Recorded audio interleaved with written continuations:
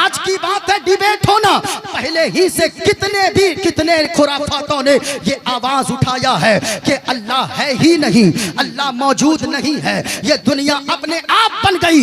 आप कहेंगे वो कैसे, तो सुनिए, इमाम आजम का दौर है, उस वक्त एक तहरिया तैयार हुआ था और वो तहरिया आने के बाद ये आज ये मसला नया नहीं है कि नई बात आ गई है, लोग खुदा ही का इनकार कर दिया, फिर और ने खुदा का इनकार किया, नमरूद ने खुदा का इनकार किया। आज ये अगर हो जाए तो कोई बड़ी बात नहीं है। अगर हमारी जमात में देखना चाहते हो तो जरा देखो, इमाम आजम अबू हनीफा का दौर है। कौन इमाम आजम अबू हनीफा, जिनकी हम तकलीद करते हैं और हम उनका अपने आप को मुक़ल्लिद कहते हैं, यानी इमाम आजम अबू हनीफा की तकलीद करने की वजह से हम अपने आप को हनफी कहते हैं और हम हनफी कहलाते हैं। जरा सुनिएगा, इमाम आजम का दौर है, एक तहरिया आया और वो दावा करने लगा पूरे इलाके में कि लोगों, मुसलमानों का मजहब गलत है। इस्लाम जो पैगाम देता है कि अल्लाह ने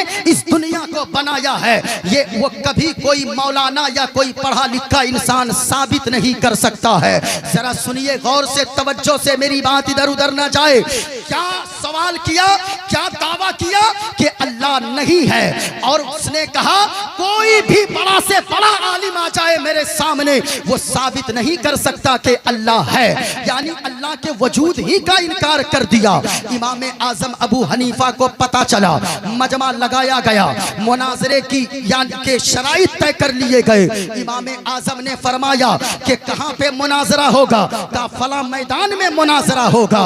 उस तहरिया ने कहा कि सुनिए, वक्त मुकर्ररा पर जो पहुंच जाएगा या जो नहीं पहुंचेगा, जो पहुंच गया उसकी जीत होगी और जो नहीं पहुंचेगा उस मैदान में उस वक्त पे उसकी हार मानी जाएगी।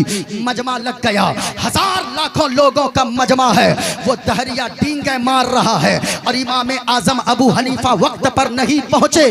उस तहरिया ने ऐलान करना शुरू किया, कहा कि लोगों, हमने कहा था ना कि वो कोई मेरी बात का जवाब नहीं दे सकता है।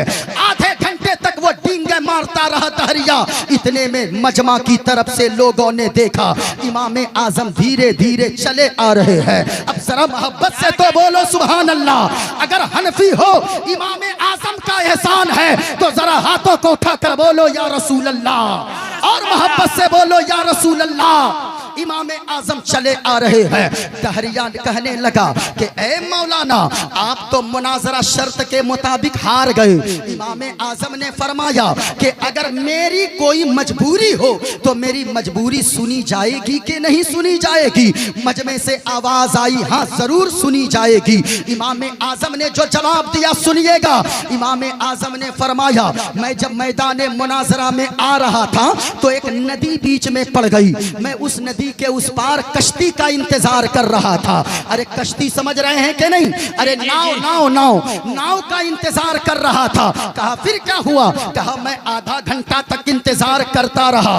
अचानक से मैंने देखा कोई कश्ती वाला तो नजर नहीं आया, एक कश्ती खुद ब खुद मेरे सामने आने लगी। उसका तख्ता तो टूटा हुआ था। कहा फिर क्या हुआ? कहा मैंने देखा अपने आप सारे तख्ते आपस में जुड़ने लगे और अपने आप एक कश्ती तैयार हो गई। वो तहरिया कहने लगा, आप यकीनन पागल हो गए हैं, आप अक्ल से पैदल तो नहीं है, आपको कोई शऊर है कि नहीं है? कोई कश्ती अपने आप कैसे बन सकती है? इमाम आजम ने फरमाया, ओ तहरिया, अभी ही बस नहीं हुई बात, बल्कि कश्ती अपने आप तैयार होकर मैं कश्ती पे सवार हुआ। वो कश्ती बगैर चलाने वाले के अपने आप चलने लगी और एक किनारे से दूसरे किनारे पर लाकर मुझे उतार देती है। फिर मैं वहां से आया, तहरिया डींगे मार रहा है। अरे ये कैसे हो सकता है? कोई अक्ल वाला बच्चा भी ऐसी बात नहीं करेगा। तख्ता आपस में अपने आप कैसे मिल जाएगा? नाव अपने आप कैसे बन जाए? नाव को कोई बनाने वाला होना चाहिए, नाव को कोई चलाने वाला होना चाहिए। इमाम आजम ने जवाब दिया, ओ तहरिया, अरे मैं तो यही बता रहा हूं कि जब एक कश्ती, एक नाव बगैर बनाने वाले के नहीं बन सकती है तो इतनी बड़ी दुनिया बगैर बनाने वाले खुदा के कैसे बन सकती है? नारे तकबीर, नारे रिसालत,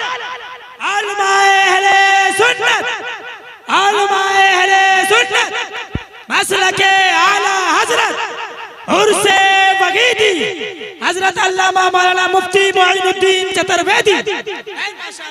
कैसे चल सकती है जब एक कश्ती बगैर चलाने वाले मल्लाह के नहीं चल सकती है, तो इतनी बड़ी दुनिया बगैर चलाने वाले मालिक के कैसे चल सकती है। पूरे मजमे से आवाज आई कि मौलाना ने सही फरमाया है, इनका मजहब सही है। सारे लोगों ने कलमा पढ़ा और कहा हुजूर कलमा पढ़ा कर मुसलमान बना दीजिए। ये मुनाजरा होता है, वो इमाम आजम है। मैं आपसे बताऊं और थोड़ी सी बात, वही इमाम आजम है। उनके जमाने में सबसे ज्यादा अगर तहरीयत का फितना फैला था तो इमाम आजम अबू हनीफा के जमाने में। तहरिया मुल्हिद उसे कहते हैं, यानी जैसे आपने अभी देखा डिबेट में जावेद अख्तर नाम का एक शख्स है, वो मरते मरते अभी बताया जाता, हमें तो कन्फर्म नहीं मालूम, पता चला कि वो अल्लामा फजले हक खैराबादी की कौन सी पुश्त पे वो औलाद है। लेकिन मैं कहूंगा अरे ऐसा कुछ नहीं है। हमारे पास अगरचे कुछ भी ना हो, हमारे पास अगर अल्लाह की दी हुई सबसे बड़ी दौलत है तो वो नेमते ईमान की दौलत है। इससे बड़ी दौलत हमारे पास नहीं है। और शुक्र अदा कीजिए, अल्लाह ने हम लोगों को मुसलमान के घर में पैदा किया, और पैदा हुए तो किसी ने आकर कान में बताया मुबारक हो, मदीने वाले मुस्तफा का गुलाम बनकर पैदा हुआ है। अल्लाह का करम है, अल्लाह का शुक्र अदा कीजिए। जो दौलत आपके पास है वो दौलत अडानी के पास भी नहीं है। जो दौलत आपके पास हमारे पास है वो हिंदुस्तान के बड़े बड़े लोगों के पास नहीं है। इसलिए हमारे पास सबसे बड़ी दौलत अगर है तो वो ईमान की दौलत है। जरा बोलिए पूरा मजमा, सबसे बड़ी दौलत अगर है हमारे पास कोई तो कौन सी है? ईमान। ऊंचा बोले, वो कौन सी दौलत है? ईमान की दौलत है। ईमान की हिफाजत करना हमारी और आपकी जिम्मेदारी है। ये वक्त इतना नाजुक है, आला हजरत ने पहले ही 100 साल पहले फरमा दिया था, सूना जंगल रात अंधेरी, छाई बदली काली है, सोने वालों जागते रहियो, चोरों की रखवाली है। यानी ऐसे ऐसे चोर फिर रहे हैं जो आपके ईमान को कब चुरा कर लेकर चला जाए कोई गारंटी नहीं है। अब जरा सुनिए बात इमाम आजम की आई थी, अगर सुन रहे हैं तो पूरा मजमा एक मर्तबा, अगर इमाम आजम का एहसान हम सब पर है तो हाथों को उठाकर बोले सुभान अल्लाह, और मोहब्बत से बोलिए सुभान अल्लाह। सुनिए, वही इमाम आजम अबू हनीफा का दौर है। इमाम आजम अबू हनीफा रास्ते से गुजर रहे हैं, कुछ लोगों की भीड़ लगी हुई है। एक बात को तो आपने समझ लिया, जब कोई कश्ती, जब कोई नाव बगैर बनाने वाले के ना बन सके तो इतनी बड़ी कायनात बगैर बनाने वाले के कैसे बन सकती है। जब एक कश्ती बगैर चलाने वाले के नहीं चल सकती है तो इतनी बड़ी दुनिया बगैर चलाने वाले खुदा के कैसे चल सकती है। अब जरा सुनिए, इमाम आजम अबू हनीफा का दौर है। डिबेट डिबेट चिल्लाने वालों, जो लोग ये कहते हैं हमारी जमात में आलिम नहीं है, आप कभी डॉक्टर फजलुल्लाह चिश्ती साहब के बयान को सुनो। कभी अगर आपको ये यकीन है तो आप शेख सिराज चिश्ती के बयान को जाकर सुनो। आपको अगर यकीन न हो, आज हमारे यहाँ स्टेज पर मेरे कुछ देर के बाद जो शख्सियत आने वाली है, अल्लामा मुफ्ती गुलाम जीलानी अजहरी को आप सुनकर यहाँ से जाना, तब आपको पता चलेगा कि मदरसे ने आपको क्या दिया है। अरे कॉलेज में 80% बच्चे पढ़ते हैं, लेकिन मदरसे में तो कितने परसेंट बच्चे पढ़ते हैं? हम तो कहते हैं पूरी कौम को मिलाकर 1% बच्चे मदरसे में तालीम हासिल करते हैं। लेकिन फिर भी मदरसा वहीदिया में आकर हजरत बच्चे को थोड़ा इंग्लिश जरूर पढ़ाइएगा, हजरत बच्चे को हिंदी जरूर पढ़ाइएगा, हजरत बच्चे को मैथ जरूर पढ़ाइएगा। ये सवाल जो आप मदरसे में आकर करते हो, कभी आपने कॉलेज में जाकर सवाल किया कि हजरत मेरी बेटी को कुरान मजीद की भी तालीम दीजिएगा, मेरी बेटी को हदीस भी पढ़ाइएगा? आप तो मदरसे में आकर 50 रुपए देकर आप एहसान जतलाते हो, हम चंदा देते हैं, यहाँ पे बच्चे क्यों नहीं नजर आते हैं? और सवाल करने वाला वो होता है जिसका बच्चा खुद कभी मदरसा का मुंह नहीं देखा है। खुदारा ऐसा न करें, जो सवाल यहाँ पर करते हैं आप कभी स्कूल कॉलेज में जाकर ये सवाल क्यों नहीं करते हैं कि आप हमारे बच्चे को अखलाक भी सिखाइएगा, हमारे बच्चे को किरदार का भी पैगाम सिखाइएगा, हमारे बच्चे की तरबियत भी कीजिएगा। हम तो देखते हैं कॉलेज में बच्चा पढ़ने गया था लेकिन वो सिगरेट पी रहा है, वो लड़की पढ़ने गई थी अपने बॉयफ्रेंड के साथ जाकर वो यानी इधर उधर घूम रही है। अगर घर आ जाए वो बाप अगर कह दे ये लड़का कौन है, वो फौरन कहती है अरे चुप ये मेरा बॉयफ्रेंड है। मैं कहना चाहूंगा ओ गर्लफ्रेंड और बॉयफ्रेंड वालों, याद रखना कौम की बेटियों तुम्हारी तादाद ज्यादा है। अरे तुमको तो अपने बाप के लिए इज्जत का जरिया दुनिया में बनना है, अपनी माँ के लिए जन्नत में जाने का जरिया तुझे बनना है। अगर तू कॉलेज में पढ़ती है पढ़, मैं मना नहीं करूंगा, अगर स्कूल में पढ़ती है पढ़, मैं मना नहीं करूंगा, लेकिन किसी दूसरे की बच्ची को देखकर अपने कैरेक्टर पे कभी दाग न लगाना, अपने किरदार को कभी नीचे न होने देना, अपनी इज्जत और आबरू का कभी दूसरे के चक्कर में सौदा नहीं करना। बल्कि तू कॉलेज जाना, जैसे यहाँ कनीज़े फातिमा बनकर बैठी है, कॉलेज जाना। अगर तेरी सहेली कहे अरे तू क्या ये नकाब में आती है, अरे ये क्या तू बुरके में आती है, अरे क्या तू जमाना में मॉडर्न जमाना है, लेकिन आज तू वही पुरानी घिसी फिटी सोच के साथ कॉलेज आती है। अरे तुमको तो ये पहनना चाहिए, तुमको तो वो पहनना चाहिए, तुमको तो सर के बाल को खोलकर स्कूल कॉलेज आना चाहिए। उसको जवाब देना फौरन कि सुन, तू होगी किसी जमींदार की बेटी, तू होगी किसी सरमायादार की बेटी, लेकिन मैं एक ईमानदार बाप की बेटी हूँ। और याद रखना तुझे जहाँ जाना है चली जा, लेकिन मेरे बाप और माँ ने मेरी घुट्टी में ये पिलाया है कि मैं घर में रहूंगी, तू भी कनीज़े फातिमा बनकर रहूंगी, और मैं कॉलेज आऊंगी तो भी कनीज़े फातिमा बनकर आऊंगी। नारे तकबीर, नारे रिसालत, नारे रिसालत, उलमाए अहले सुन्नत, इस्लाहे मुआशरा। तो ये डिबेट, ये जो टीवी पे कल से परसों से वावेला मचा हुआ है, ये आज नई बात नहीं है, बल्कि वो तो बहुत पुरानी बात है। आज से लोगों ने ये दावा नहीं किया है। यही इमाम आजम है, एक रास्ते से गुजर रहे हैं, देखा लोगों की भीड़ लगी है।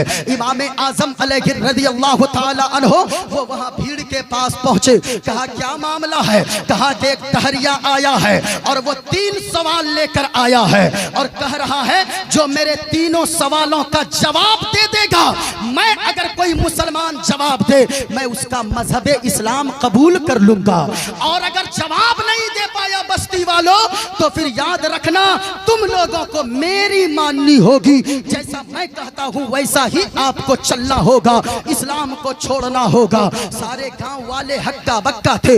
इमाम आजम अबू हनीफा तशरीफ लाए, कहा कि ओ दहरिया बता तेरा सवाल क्या है? दहरिया कहने लगा मेरे 3 प्रश्न हैं। कहा बोल क्या क्या प्रश्न है? इमाम आजम ने फरमाया जल्दी बोल। दहरिया कहने लगा मेरा पहला प्रश्न ये है अल्लाह है तो इस वक्त अल्लाह क्या कर रहा है? जरा प्रश्न जहन में बैठाइएगा। कहा अल्लाह है तो अल्लाह इस वक्त क्या कर रहा है? सारे मुसलमान परेशान थे। इमाम आजम ने फरमाया बोल तेरा दूसरा सवाल क्या है? कहा दूसरा सवाल ये है अल्लाह है तो अल्लाह देखता किधर है? दाएं देखता है या बाएं देखता है? आगे देखता है या पीछे देखता है? ऊपर देखता है या नीचे देखता है? किधर देखता है? तहरिया से इमाम आजम ने फरमाया बोल तेरा तीसरा प्रश्न क्या है? कहा कि मेरा तीसरा प्रश्न ये है अल्लाह है तो अल्लाह से पहले क्या है? इमाम आजम ने फरमाया और कुछ है? कहा नहीं, बस 3 सवालों के जवाब चाहिए, 3 प्रश्न के उत्तर चाहिए। चाहिए। इमाम आजम ने फरमाया, ओ दहरिया तू तो कुर्सी पे ऊंची जगह बैठा है, अब जरा सुन, जो सवाल करने वाला होता है सिस्टम ये है कि उसको नीचे बैठना चाहिए और जवाब देने वाले को कुर्सी के ऊपर बैठना चाहिए। ओ दहरिया तू पहले नीचे उतर के आ जा। दहरिया नीचे आया, इमाम आजम अबू हनीफा जाकर कुर्सी पर बैठ गए। फरमाने लगे, बोल अब तेरा पहला सवाल क्या है? दहरिया कहने लगा, मेरा पहला सवाल ये है, मेरा पहला प्रश्न ये है, अल्लाह है तो इस वक्त क्या कर रहा है? इमाम आजम अबू हनीफा ने मचल के जवाब दिया, ए दहरिया अब तक तुझे समझ में नहीं आया कि अल्लाह क्या कर रहा है? अरे अल्लाह इस वक्त ये कर रहा है कि अल्लाह ने मुझे इज्जत अता फरमाया तो मुझे कुर्सी पर बैठा रहा है, और तुझे अल्लाह जलील कर रहा है तो कुर्सी से उतार कर नीचे बैठा रहा है। वह तो इज्जत मंतशा वह तो जिल्ल मंतशा, अल्लाह जिसे चाहता है इज्जत देता है, अल्लाह जिसे चाहता है जलील करता है। हमें इज्जत दिया अल्लाह ने, हमें कुर्सी पर बैठा दिया, तुझे जलील किया, कुर्सी से उतार कर जमीन में बैठा रहा है। माशाअल्लाह माशाअल्लाह, जिंदाबाद। जरा सुनिएगा, जरा पूरा मजमा हाथों को उठाकर बोलो सुभान अल्लाह, सुभान अल्लाह, और लहकर पूरा मजमा लब्बैक या रसूल अल्लाह। बुलंद आवाज से किसी का हाथ नीचे ना रखे। अगर आपको अपनी माँ से मोहब्बत है, बाप से मोहब्बत है, खानदान से मोहब्बत है, और सबसे ज्यादा रसूल पाक से मोहब्बत है, तो किसी का हाथ नीचे ना रहे। जरा हाथों को उठा लो, पूरा मजमा लहरा कर बोलो लब्बैक या रसूल अल्लाह, और बुलंद आवाज से। अरे भाई अगर आप जबान नहीं दे सकते हो, लोगों ने तो अपनी जान तक दे दिया है हुजूर के नाम पे, हमने तो सिर्फ जबान से कहने को कहा है। न संभलोगे तो मिट जाओगे ए हिंदी मुसलमानों, तुम्हारी दास्तां भी न होगी दास्तानों में। जो कौम बोलने वाली होती है उसको उसका मुकम्मल हक दिया जाता है, जो कौम बोलती नहीं है उनकी नस्लें गूंगी होती है। तो जरा पूरा मजमा हाथों को उठाकर बोलो या रसूल अल्लाह, और बुलंद आवाज से या रसूल अल्लाह। अब जरा सुनिएगा, इमाम आजम ने फरमाया, बोल तेरा दूसरा प्रश्न क्या है? बोल तेरा दूसरा प्रश्न क्या है? दहरिया कहने लगा, मेरा दूसरा प्रश्न ये है, अल्लाह है तो अल्लाह देखता किधर है?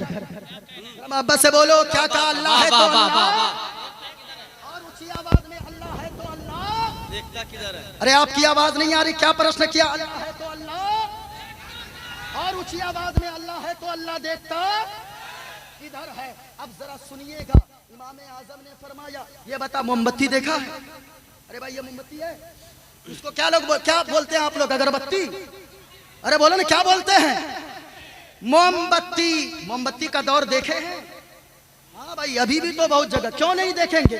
कब्रिस्तान में कभी जलाए ना जलाए, बाप की कब्र पे जाएगा, माँ की कब्र पे जाएगा, ये अल्हम्दुलिल्लाह नहीं पढ़ पाता है, कलमा नहीं पढ़ पाएगा, 20 ठो अगरबत्ती चारों तरफ से गाड़ देगा, मोमबत्ती चारों तरफ से गाड़ देगा। भाई एक मोमबत्ती और कहा चारों तरफ मोमबत्ती जलाना, ये फजूल खर्ची है। कभी उलमा नहीं कहेंगे कि कुछ लोग तो जाके बाप के मथे पे गाड़ देता है, हाँ सर पे गाड़ देता है। अब बताओ, एक बाप तो ऐसे पता नहीं किस हाल में है, ऊपर से जाके और मोमबत्ती डाल दिया है? देख के आला हजरत ने फरमाया, फतवा ये है, मसला ये है, अगर अगरबत्ती भी खुशबू के लिए जलानी हो तो कम से कम कब्र से 2.5 हाथ की दूरी पर जलाओ, कब्र पे मत गाड़ो। और एक मुट्ठा जलाने की जरूरत नहीं है, बल्कि 1-2 अगरबत्ती खुशबू के लिए जला दो। मोमबत्ती चारों तरफ घुमा घुमा के, ऐसा लगता है ना, दूर ही से कब्रिस्तान को देखिएगा, कुछ नहीं नजर आएगा, लगेगा कि बाप रे सबकी कब्र पे एकदम नूर बरस रहा है। अच्छा हाँ भाई, शबे बारात ही की बात कर रहे हैं, और अभी शबे बारात आने वाली है। शबे बारात में देखिए चारों तरफ गाड़ देगा, वहां से चले गए की पढ़ लो हो, अरे कुछ जानवे न करे, कुछ जानता ही नहीं है, वो पढ़ेगा क्या? आ जाएगा, इमाम साहब फातिहा पढ़ दीजिए, इमाम साहब फातिहा पढ़ दीजिए, इमाम साहब फातिहा पढ़ दीजिए। जमीन लेगा तुम, मकान बाप का तुम लेगा, गाड़ी बाप की तुम लेगा।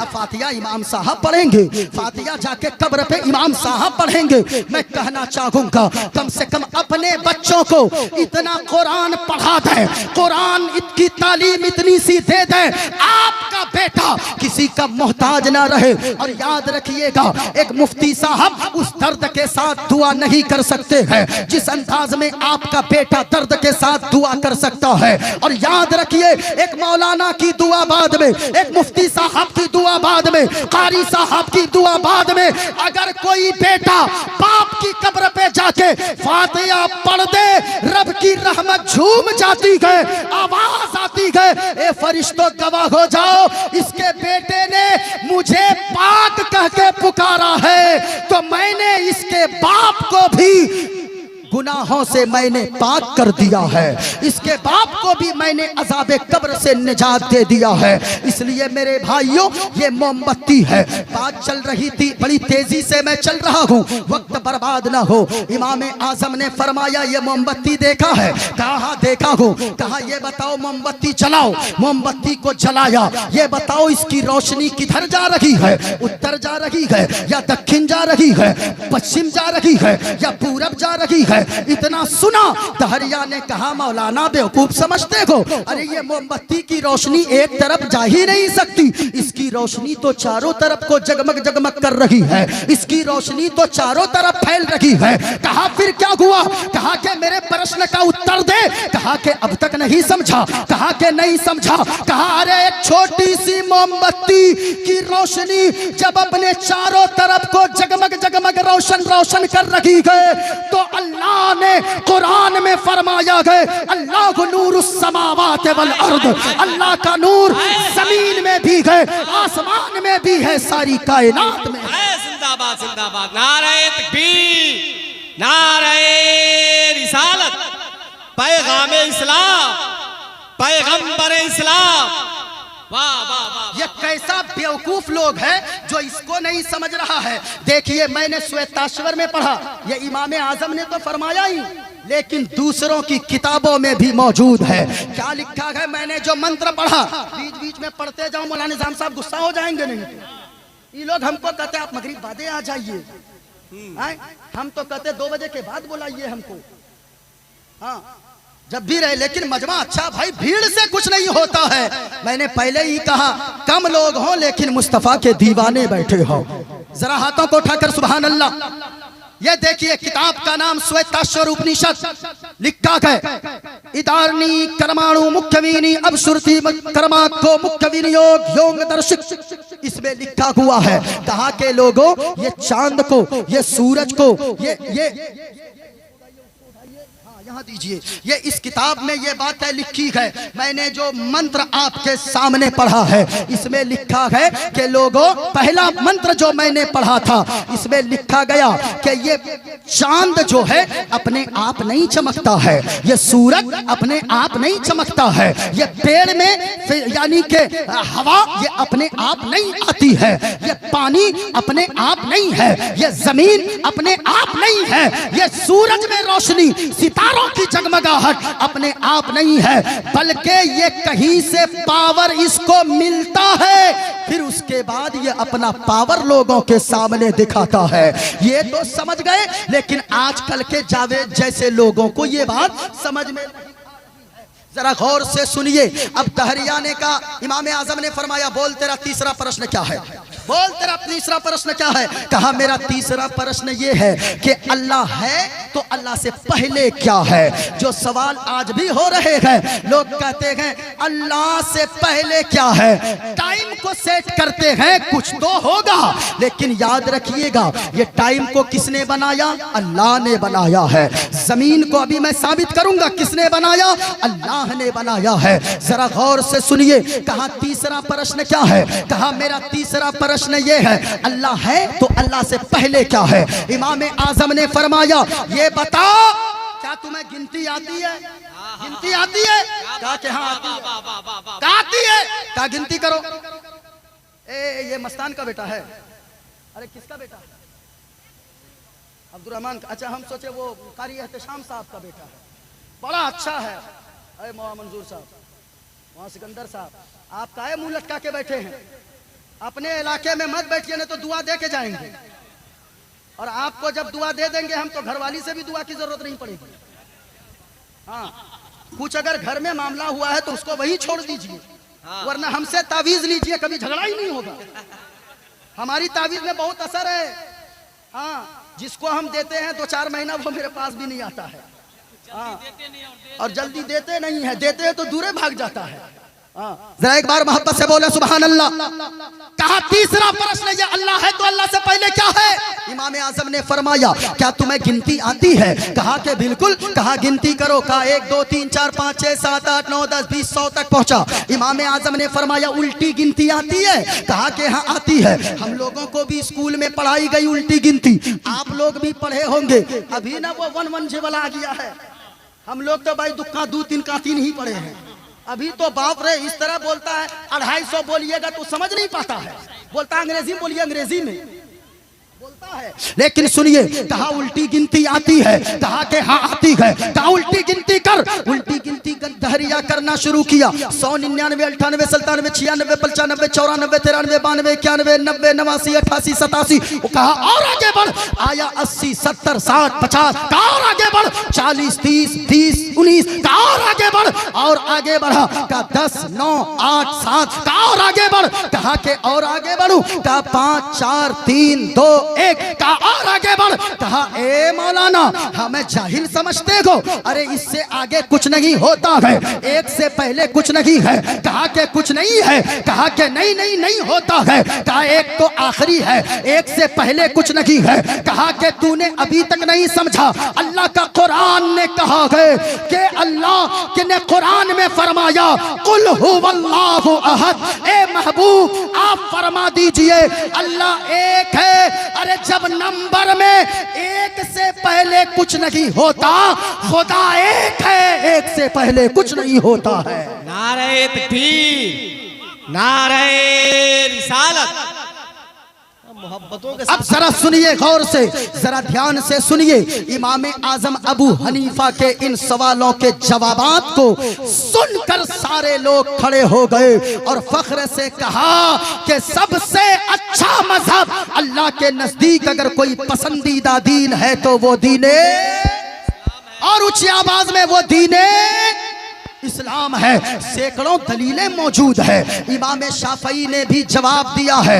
इमाम शाफई ने फरमाया कि सुनो, अल्लाह, किसी ने सवाल किया अल्लाह है या नहीं है। इमाम शाफई ने जो जवाब दिया, इमाम शाफई ने फरमाया कि शहतूत का दरख्त देखा है, शहतूत का दरख्त का पत्ता एक तरह का होता है, उसका मजा भी एक होता है, लेकिन शहतूत के दरख्त को अगर कोई बकरी खाए तो बकरी खाकर मेगनी करती है, अगर कोई गाय खाए तो गाय खाकर गोबर भी करती है, दूध भी देती है। और उसी शहतूत के पत्ते को अगर मधुमक्खी खा ले, उसके रस को चूस ले, तो वो मधुमक्खी शहद पैदा करती है। कहा कि मतलब क्या है? कहा मतलब ये है, अरे शहतूत के दरख्त में एक तरह का मजा है, लेकिन अलग अलग जानवरों ने खाया, कोई दूध दे रहा है, कोई शहद दे रही है मक्खी, तो ये बात साबित होती है कोई ना कोई है जो इस शहतूत के दरख्त में के पत्ते के रस से शहद भी पैदा करता है, दूध भी पैदा करता है।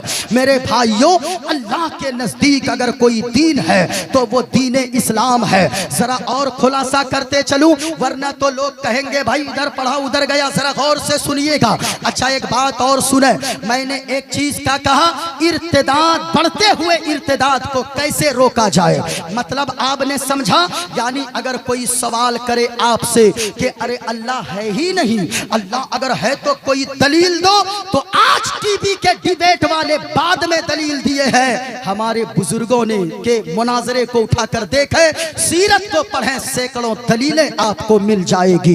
अब आइए दूसरा रुख। लोग कहते हैं इस्लाम मुसलमान जहां रहे वहां पे शांति ही नहीं रहने देते हैं।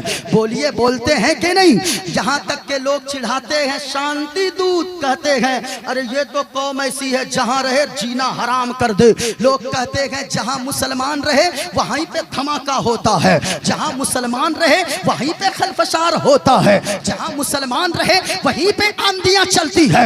मैं कहना चाहूंगा अरे तुमने इस्लाम को पढ़ा नहीं है, तुमने इस्लाम को समझा नहीं है। इस्लाम तो ये दर्स देता है कि खुद ना खाओ लेकिन सबसे पहले अपने पड़ोसी का ख्याल रखो। अगर कोई पड़ोसी का ख्याल नहीं करता है तो मैं कहता हूं कि वो मुसलमान, सच्चा मुसलमान कहलाने के लायक ही नहीं है। क्योंकि हुजूर ने फरमाया है व अहसिन इला जारिका तकुन मुमिनन, कि अपने पड़ोसी के साथ अच्छा सुलूक कर लो, तुम कामिल ईमान वाला बन जाओगे। ये मेरी बात नहीं है, ये मदीने वाले मुस्तफा का फरमान है। अल्लाह के नबी फरमाते व अहसिन इला जारिका तकुन मुमिनन, अल्लाह के नबी फरमाते हैं अपने पड़ोसी के साथ सिर्फ यजुर्वेद, अथर्ववेद, गीता, पुराण, रामायण ये पढ़ने से इस्लाम नहीं फैलेगा। अगर इस्लाम फैलेगा तो हमारे किरदार के जरिए इस्लाम फैलेगा।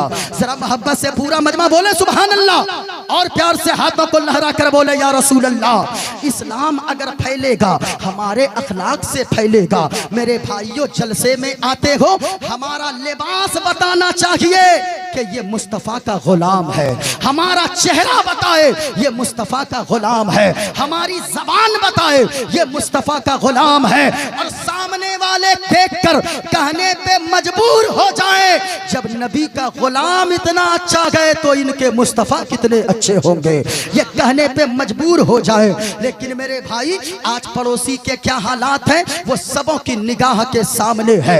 आज सबसे बड़ा दुश्मन अगर किसी का बना बैठा है तो वो पड़ोसी ही बना बैठा है। यानी पड़ोसी को लोग कुछ समझते ही नहीं है। और पड़ोसी किसको कहते हैं सुनिएगा, पड़ोसी कहते हैं दाएं तरफ 40 घर, बाएं तरफ 40 घर, आगे 40 घर, पीछे 40 घर जितने हैं वो सारे आपके पड़ोसी हैं। पड़ोसी के इतने हुकूक बयान किए गए हैं। हजरत अली फरमाते हैं हुजूर पड़ोसी का इतना हक बयान करते थे, मुझे डर लगता था कहीं पड़ोसी की जमीनों जायदाद में पड़ोसी का हक न हो जाए।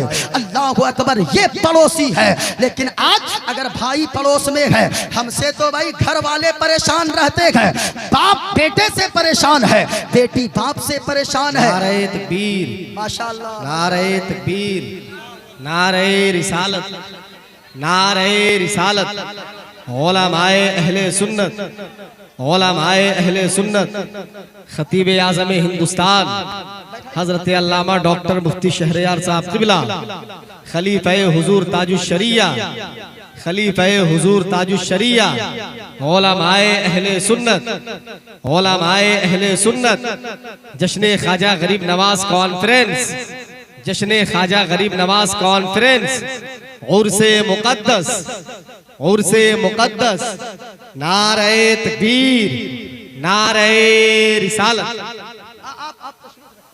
माशाअल्लाह, तशरीफ रखें आप लोग, तशरीफ रखें, जरा मोहब्बत के साथ सुने, पूरा मजमा मोहब्बत के साथ बोले सुभान अल्लाह। आप देख रहे हैं खलीफा हुजूर ताजुश शरिया हजरत अल्लामा व मौलाना, नहीं नहीं ठीक है ठीक है, हाँ ठीक है, खड़े होकर, ठीक है, अभी जवान भी हैं, अब खत्म भी करने वाले हैं। हाँ, खलीफा हुजूर ताजुश शरिया हजरत अल्लामा व मौलाना डॉक्टर शहरयार रजा साहब क़िबला अल्हम्दुलिल्लाह आपके सामने तशरीफ फरमा है।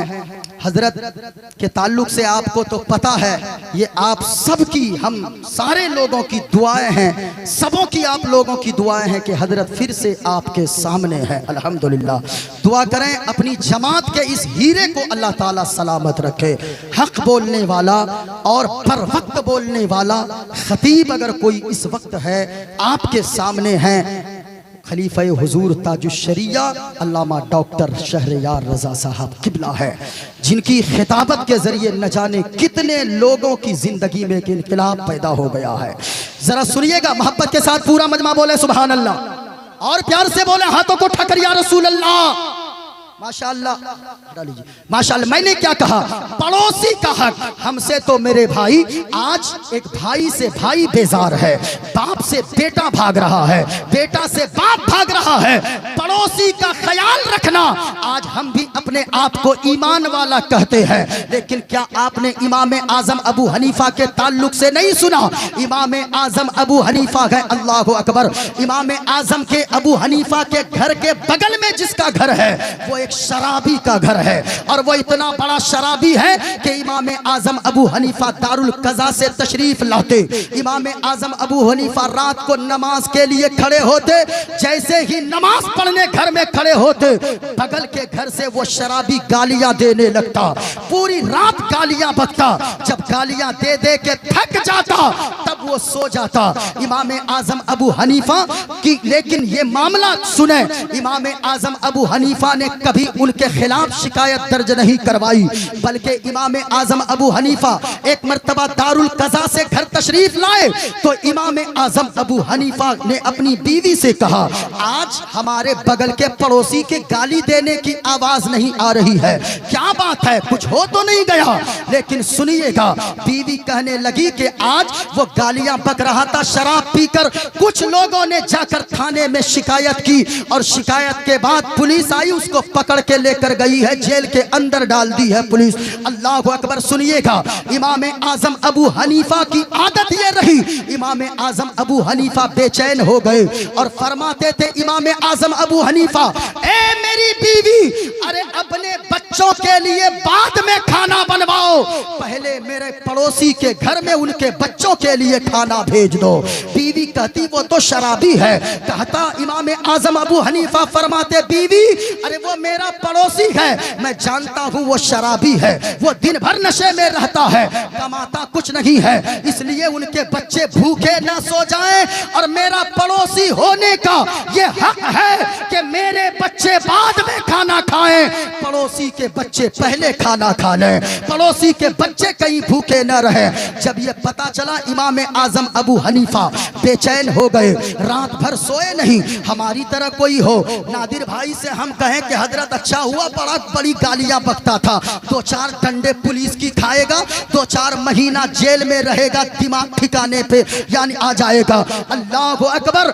इतना सुना इमाम आजम ने कि जेल के अंदर है, पुलिस ले गई है। इमाम आजम अबू हनीफा बेचैन हो गए। रात में इमाम आजम अबू हनीफा किसी तरह रात गुजारते हैं, सुबह सवेरे पहुंच गए जेल खाने पे।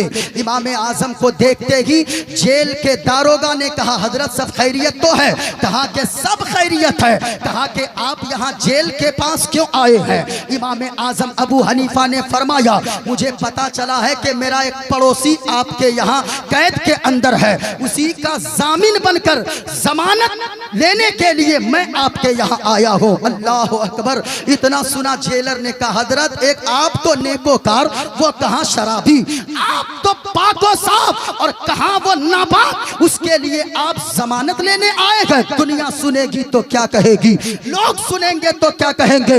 इमाम आजम अबू हनीफा ने फरमाया, ए दारोगा, अरे वो शराबी बाद में गए, वो जुआरी बाद में गए, मेरा पड़ोसी पहले है, मेरा पड़ोसी पहले है। मैं शराबी की जमानत के लिए नहीं आया, मैं जुआरी की जमानत के लिए नहीं आया, बल्कि मैं आया हूँ तो अपने एक पड़ोसी की जमानत के लिए आया हूँ। अल्लाह अकबर। ये है पड़ोसी का हक, याद रखिएगा। आज भी जरूरी है, सैकड़ों जलसे सुन रहे हैं, भाई भाई में इख्तिलाफ है, बाप बेटे में इख्तिलाफ है, बहन बहन में इख्तिलाफ है, क्या चीज लेकर दुनिया से जाएंगे? इस्लाम तो इतना सुंदर मजहब है कि हुजूर ने फरमाया, व अहसिन इला जारी का तकुन मोमिनन, हुजूर ने फरमाया कि तुम अपने पड़ोसी के साथ अच्छा सुलूक करो, अल्लाह ताला तुम्हें कामिल ईमान वाला बना देगा। अल्लाह तबारक व ताला ने हमारे घरों में बरकत अगर रखी है तो दूसरे का सम्मान कीजिए, पड़ोसी का ख्याल कीजिए। आप मदरसा वहीदिया में आप आते हैं, आप इनको देखिए कभी आकर के मदरसा वहीदिया यहाँ पे जो चल रहा, अभी 80-85 तलबा इस मदरसे में पढ़ते हैं। आप लाकर यहाँ दीजिए। मांगने की क्या जरूरत है कि आपके पास पहुँचे तभी आप देंगे, नहीं, बल्कि जब जी चाहे, जब भी कभी बेसुकून महसूस करें अपने आप को, अगर सुकून न मिले दिल को, तभी किसी मदरसे में चले जाइए, किसी गरीब के घर चले जाइए, कुछ पैसे दे दीजिए और जाकर आप, यानी ये सारी चीजें अगर आप करेंगे, अल्लाह ताला आपके दिलों में सुकून की दौलत अता फरमा देगा। बस एक चीज मैंने जो खुलासा करना था, जो मंत्र मैंने पढ़ा, सुनिएगा। अपने तो अपने, दूसरे भी मदीने वाले मुस्तफ़ा की तारीफ में अपनी जबानों को बिछाते नजर आते हैं, जबानों को खोलते, दिल को बिछाते नजर आते हैं। मैंने क्या पढ़ा था? अस्सुमास गुमारूहा देओ दत्तम जगतपति असिना साधु अष्ट आश्चर्य गुणवती। एक हिंदू कहता है कि लोगों, हुजूर ऐसे हैं कि उनके अंदर तो लाखों करोड़ों बेइंतहा खूबियां हैं, लेकिन मुझे 8 खूबियां ऐसी लगी कि मैं उनका दीवाना हो गया। सुभान अल्लाह, जरा मोहब्बत से बोले ना सुभान अल्लाह। का पहली खूबी ये है, गिरी नील गंधा, वो महबूब इतनी शान के मालिक है। गिरी नील गंधा, वो जिस रास्ते से गुजरते गए वो रास्ता खुशबूदार हो जाता है। गिरी नील गंधा, आप पढ़िए किताबों में, सहाबाए किराम अगर हुजूर कहीं तशरीफ ले जाते, सहाबाए किराम खुद फरमाते गए कि हम लोगों को हुजूर को तलाश करने की जरूरत नहीं पड़ती। जहां से आका का गुजर होता, रास्ते में चलते जाते रास्ते की खुशबू बता देती थी कि यहाँ से किसी दुनियादार का नहीं, बल्कि मदीने के ताजदार का गुजर हुआ है। गिरी नीलगंधा। और आगे कहता है, अति ज्योति में प्रकाशम, वो महबूब, उनके चेहरे से इतना नूर निकलता होगा, इतना नूर निकलता गया, इतना नूर फूटता था कि उनके चेहरे के नूर से सिर्फ कमरा ही नहीं, बल्कि चारों तरफ जगमग जगमग रोशन रोशन हो जाता है। ये गैर मुस्लिम कह रहा है, जरा सुनिएगा।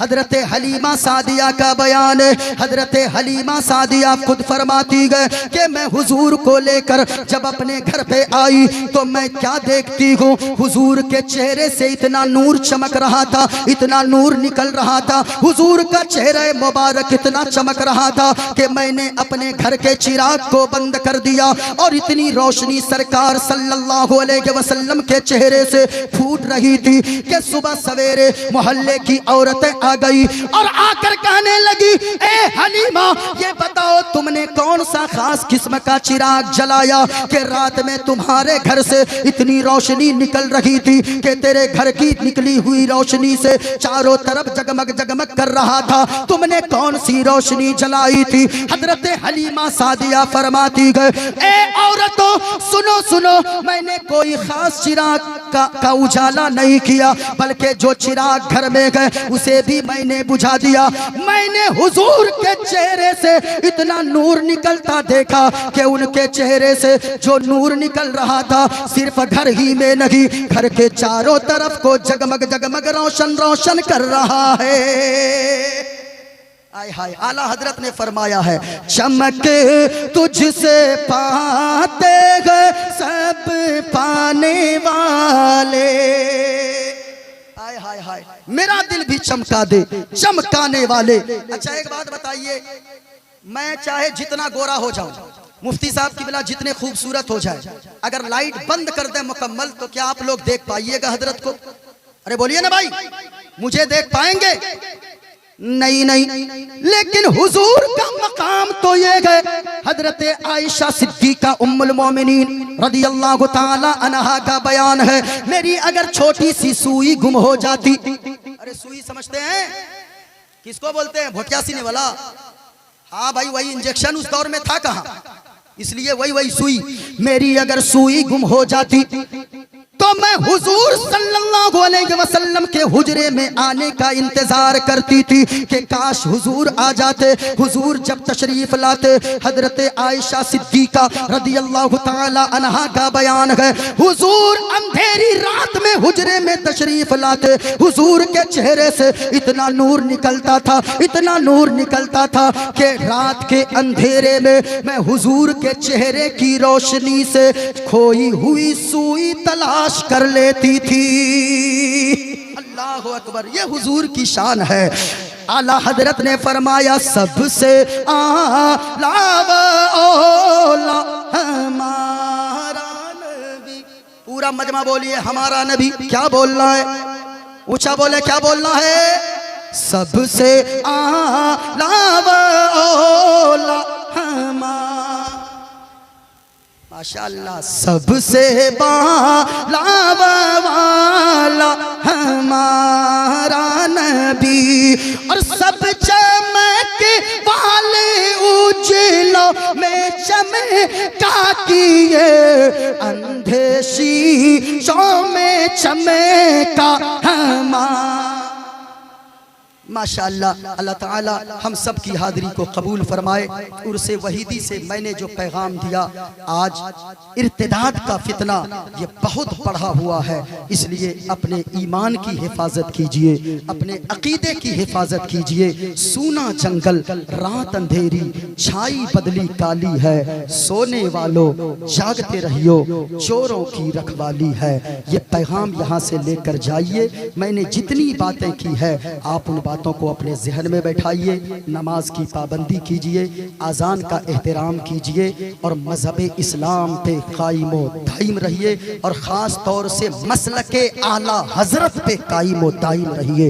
मसलके आला हजरत पे कायम दायम रहें। अल्लाह तबारक व तआला हम सब की हाज़िरी को कबूल फरमाए। अल्लाह ताला सारे उलमाए किराम को लंबी उम्र अता फरमाए।